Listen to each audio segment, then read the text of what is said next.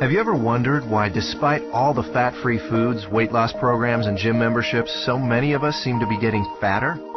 Every day, everywhere, we're bombarded with countless numbers of ads and articles all telling us how to lose fat.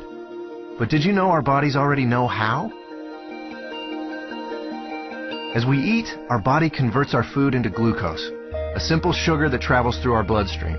This glucose is the primary food for our cells. Whether it's a muscle cell or a brain cell or a cell in our heart, they all feed on glucose. As glucose moves through our bloodstream, our pancreas produces a hormone called insulin. Insulin is the gatekeeper of our cells. It opens the door, allowing glucose to enter and be used for our energy needs. Without it, our cells can't be fed. What if we eat more than we need? Well, along with our brain cells and muscle cells, we also have fat cells.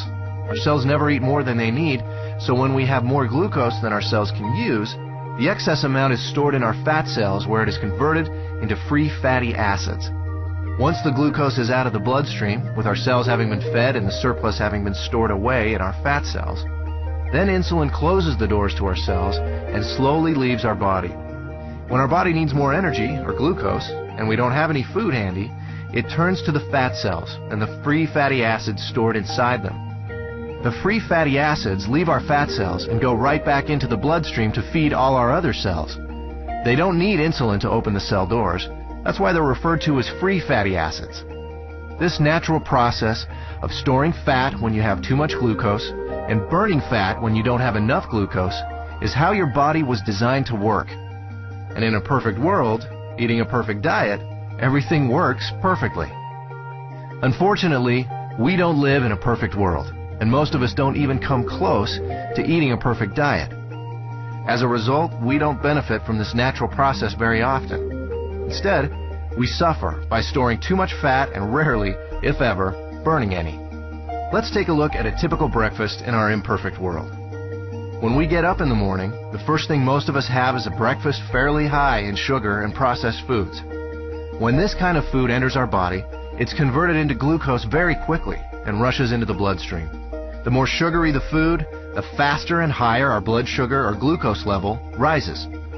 Our pancreas senses this sudden spike in glucose and responds by pumping out the insulin, creating an insulin spike to correspond to the fast-rising glucose.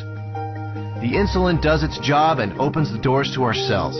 All our working cells are fed, and all the excess glucose is then stored in our fat cells. Now, this process happens fast.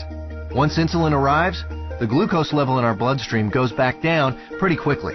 However, it takes much longer for insulin to leave our body.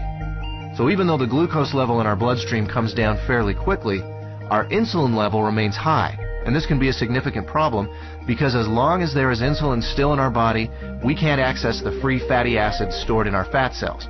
Remember, free fatty acids don't need insulin to allow them into the cells, but they do need insulin to be gone before they can leave our fat cells.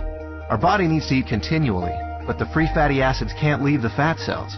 On come the cravings, the irritability, and so we eat. Our glucose levels spike right back up.